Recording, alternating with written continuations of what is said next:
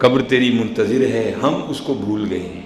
یہ حدیث مبارکہ کا مفہوم ہے کہ روز انسان کی جو قبر ہے وہ بندے کو یاد کر کے کہتی ہے، اور بندے تو مجھے بھول چکا ہے لیکن میں تجھے نہیں بھولی۔ اور یاد رکھ، میں حضرت یہ نماز پڑھاتے ہوئے جب کبھی امامت کا موقع ملتا ہے تو ماشاءاللہ ہماری جو مسجد ہے نا، اس میں 16 ٹن اے سی چلتا ہے۔ 16 ٹن کہنے کو حضرت ہوتا ہے، بہت ٹھنڈک ہے۔ 16 ٹن اے سی چلتا ہے ہماری مسجد میں نمازوں کے وقت، لیکن ہمارے کچھ احباب ہیں انہیں پھر بھی اتنی گرمی لگتی ہے کہ انہوں نے آ کر نماز میں پنکھا ضرور آن کرنا ہوتا ہے۔ تو میں پھر اکثر و بیشتر سوچتا ہوں ایسے حضرات کے بارے میں کہ جنہیں 16 ٹن چلنے کے باوجود بھی اتنی گرمی لگتی ہے، تو حضرت پھر قبر میں کیا حال ہو۔ 16 ٹن چل رہا ہے پھر بھی تسلی اور تشفی نہیں ہوئی، پھر بھی آ کر پیچھے سے پنکھا آن کریں گے، جی گرمی لگ رہی ہے ہمیں۔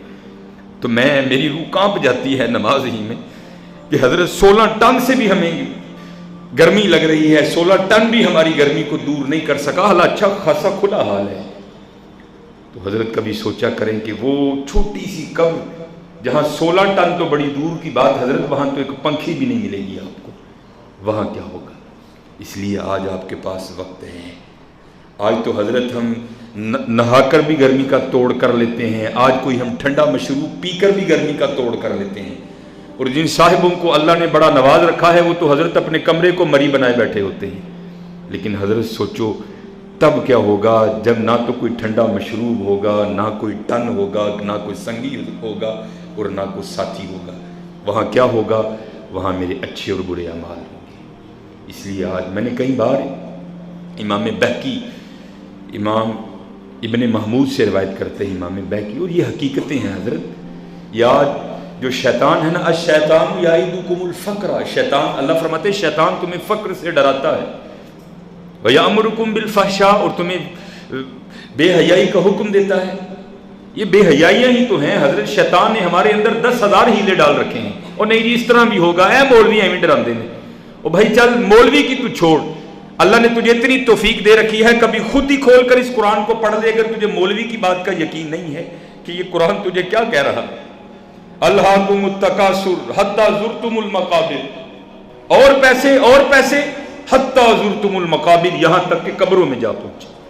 القاریہ ملقاریہ وما ادراک ملقاریہ، کھڑکھڑانے والی کیا ہے، وما ادراک ملقاریہ، اور تمہیں کیا پتا کھڑکھڑانے والی کیا ہے۔ یوم یکون الناس کالفراش المبثوث، جس دن لوگ اس طرح ہوں گے جیسے بکھرے ہوئے پتنگے۔ حضرت وہاں کسی ایم این اے کی سفارش نہیں چلے گی، وہاں کوئی ایم پی اے تمہارے کام نہیں آئے گا۔ وتکون الجبال کالعہن المنفوش، کیونکہ اس دن کی سختی کا یہ عالم ہوگا کہ حضرت یہ حضرت انسان نہیں بلکہ خوف الہی سے پہاڑ بھی اس طرح ٹوٹ ٹوٹ کر گریں گے جیسے روئی کے گالے ہوتے ہیں۔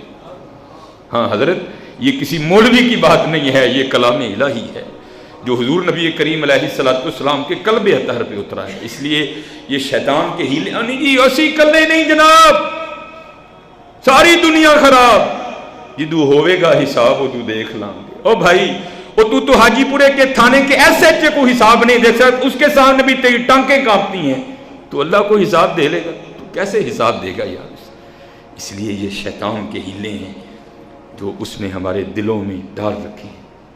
وَيَأْمُرُكُمْ بِالْفَحْشَاءِ، اس کا رد کرو حضرت، اور اپنی آخرت کے لیے تیاری کرو، اپنی آخرت کے لیے تیاری۔ بڑا سخت معاملہ ہے۔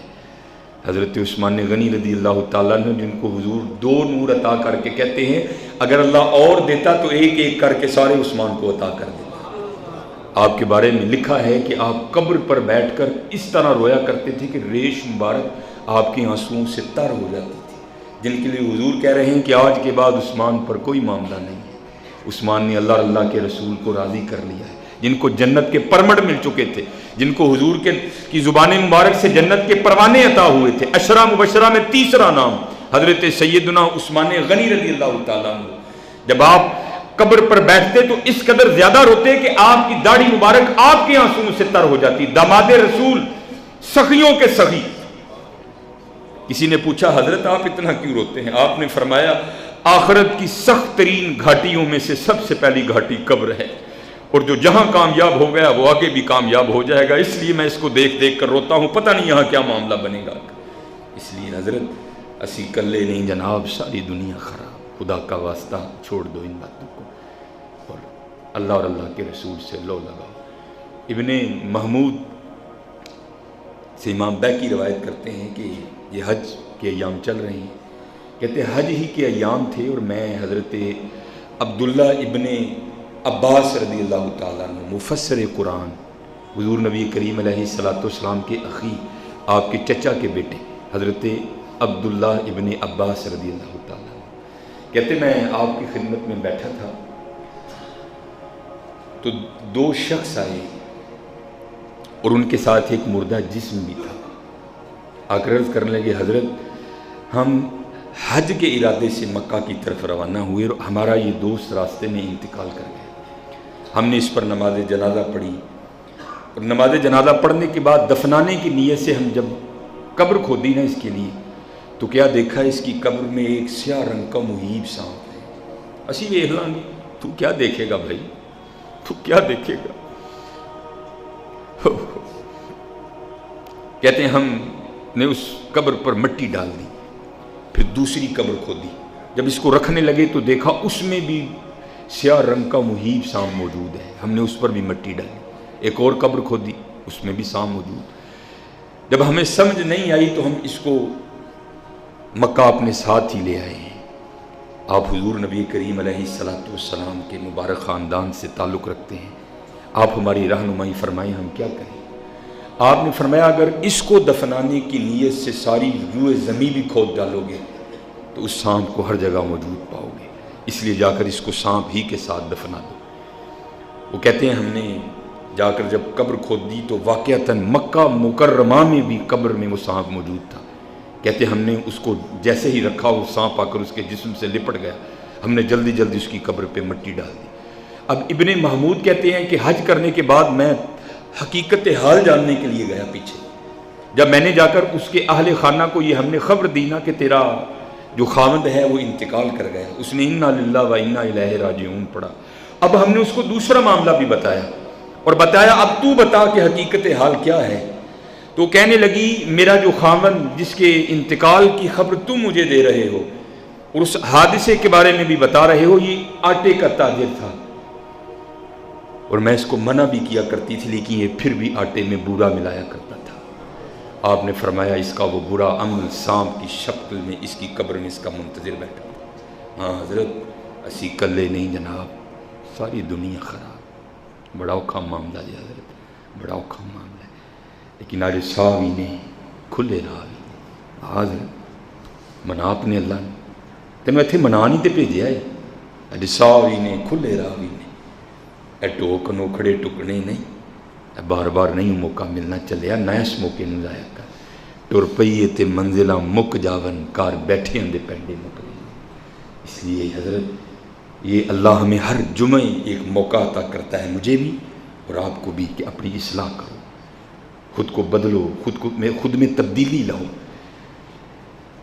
وقت حضرت گزر رہا ہے، بس اتنی تبدیلی ہو رہی ہے کہ داڑھی میں سفید بال بڑھ رہے ہیں، نظریں کمزور پڑ رہی ہیں، پٹھے کمزور ہو رہے ہیں، وہ گرفت اب نہیں رہی، دن بہ دن ڈھیلی پڑتی جا رہی ہے، یہ تبدیلی تو آ رہی ہے، لیکن حضرت ہمارے اعمال میں کوئی تبدیلی نہیں ہے، زبان کی سختی نہیں کم ہوئی، اعمال میں سجدوں کا اضافہ نہیں ہوا، نامہ اعمال میں ابھی تک بھی سرگی کے اتھرو شامل نہیں ہوئے، نامہ اعمال میں ابھی بھی تلاوت قرآن کریم نہیں ہے، نامہ اعمال میں ابھی بھی درود پاک نہیں ہے، نامہ اعمال میں ابھی بھی سخاوت نہیں ہے۔ یہ ذیقعدہ تقریباً اپنے اختتام کی طرف رواں دواں ہے اور ذیقعدہ کے بعد ذی الحجہ کی ابتدا ہوگی، اور ذی الحجہ جو ہے یہ مہینہ حضرت ابراہیم خلیل اللہ علیہ السلام سے بڑی نسبت رکھتا ہے، اور میں اس کو کہتا ہوں یہ سخیوں کے تذکرے کا مہینہ ہے، اور جن کی سخاوت کا کیا عالم تھا، حضرت ہمیں تو 10 روپے دینے پڑ جائیں تو ہم رو رو کے دیتے ہیں، اور ان کی سخاوت کا یہ عالم تھا کہ محبت الہی میں بیٹا ہی قربان کر دی۔ وہ تو علیحدہ بات ہے، حضرت چھری کو حکم دے دیا گیا کہ تو نے نہیں چلنا کوئی، آخر آپ نے لکھا ہے کہ آپ نے اس چھری کو پتھر پر دے مارا، جس نے پتھر کو پاش پاش کر دیا۔ آپ نے فرمایا پتھر کو تو کاٹتی ہے لیکن اسماعیل کا گلا جو پتھر کی سختی کے آگے کوئی حیثیت ہی نہیں رکھتا، اس کو کیوں نہیں کاٹتی؟ تو حکم آیا اے اللہ کے خلیل آپ ایک بار کہتے ہیں کاٹ، وہ 70 بار کہتا ہے نہ کاٹ، اب آپ بتائیں آپ کی مانوں کہ اس کی مانوں؟